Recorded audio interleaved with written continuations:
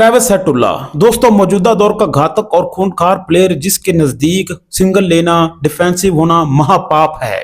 Travis टुल्ला बल्लेबाजी नहीं कर रहा होता, बल्लेबाजी के नाम पर अगले बॉलरों का तबाही का ऑर्केस्ट्रा और खात्मे का वायलिन बजाई जा रहा होता है। ट्रेविस टुल्ले का एक ही रूल है कि कोई रूल नहीं। अगली टीमें इसके सामने सर्वाइवल मोड में ही रहती हैं, बैटिंग ऐसी की जा रही होती है जैसे टाइम खत्म होने वाला है। जब एक शेरनी और भेड़िए का मिलाप हुआ था तो ट्रेविस टुल्ला ही पैदा हुए थे। ऑस्ट्रेलिया के समुद्रों के बीचों बीच एक सेंट्रल जेल बनी हुई है, उस जेल की काल कोठड़ी में इनको रखा जाता है। जब किसी टीम के साथ ऑस्ट्रेलिया का मैच आता है, काल कोठड़ी से निकाल कर इनको बाहर लाया जाता है। जब ये खूंखार तरीके से तबाही मचा लेते हैं, इनको वापस उसी समुद्र के बीचों बीच सेंट्रल जेल के अंदर काल कोठड़ी के अंदर छोड़ दिया जाता है। इस बंदे की अप्रोच एक ही है, no mercy, no rule, no thinking, सिर्फ और सिर्फ तबाही। बॉलीवुड मूवीज में ना अक्सर सीन आते थे जब हीरो हीरोइन या उसका कोई रिश्तेदार सड़क पर भाग रहा होता था और उसके पीछे विलन या विलन का मेन बंदा तलवार या छुरा लेके उसके पीछे भागी जा रहा होता था, उसको चेस कर रहा होता था मारने के लिए। ये भाई साहब इसी अंदाज से छुरा या कपारा लेके जो है ना अगली टीमों के पीछे सड़कों पर दौड़ा दौड़ा के उसको मारते हैं। जब अगली टीम थक जाती है तो फिर उसका कल्याण कर देते हैं।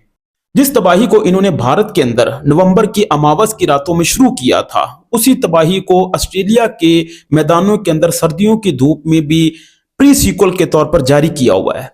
तमाम टीमों ने अपने कैलेंडर में नवंबर का जो महीना है वो ट्रेविस हेड के नाम से ही टाइटल करने शुरू कर दिए हैं। बॉलर्स जो हैं वो तीन तीन दफा दिन में नवंबर का महीना देखते हैं, क्योंकि नवंबर के महीने में इसको समुद्रों के बीचों बीच सेंट्रल जेल में से निकाला जाता है। उसके बाद ये अगली टीमों का एक मैसेकर शुरू कर लेता है। इंग्लैंड जैसी टीमों ने भी अपने 2 फेज एलोकेट कर लिए हैं कि अक्टूबर में सिर्फ आप सरवाइव करो, नवंबर में जो है वो सिर्फ दुआएं करो कि इस ससुर के नाती के सामने सरवाइव को कैसे पॉसिबल बनाया जाए। इस बंदे का training plan, diet plan, warm up, cool down, ये सारे सेशंस एक राज ही हैं भाई साहब, क्योंकि ये नॉर्मल क्रिकेट नहीं खेलता, ना ही ये एक नॉर्मल इंसान है, ये कोई महापुरुष है, ससुर का नाती सबको ही पेली जा रहा है।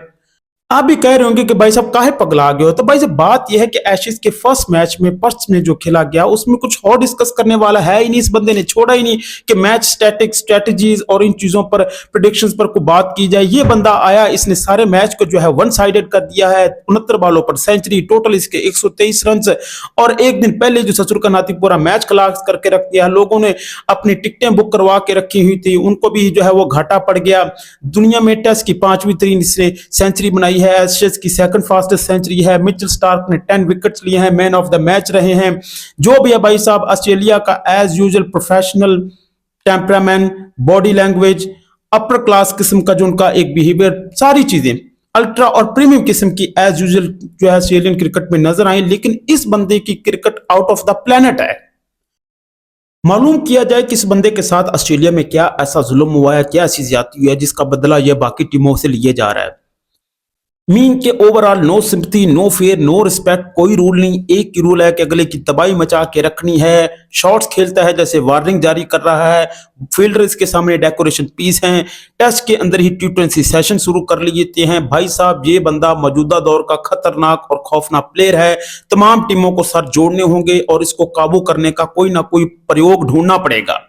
इमेजिन करें कि इसका ट्रेनिंग प्लान क्या होगा। इसका वार्म अप जो है वो 100 स्कोर से शुरू होता है। डाइट प्लान में सिंपल सा है कि कैलोरीज इनटेक नहीं करनी, अगलों का करियर खाना है। इसके मेल में भाई साहब खाने में कोई इतना खास चीज नहीं है, बस तबाही मचाओ और उसी तबाही को बार बार रिपीट करते रहो। यही इसका डाइट प्लान और यही इसका ट्रेनिंग सेशन है।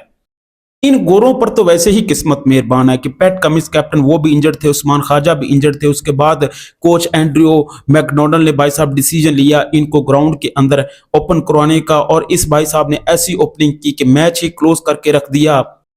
जोफ्रा आर्चर को लेकर ना एक प्रेडिक्शन और एक परसेप्शन बनी हुई थी कि ये बंदा कुछ ना कुछ करेगा, लेकिन इस वक्त पूरी एशेज सीरीज की अटेंशन जो है वो अपनी तरफ डाइवर्ट कर ली है ट्रेविस टुल्ला भाई ने।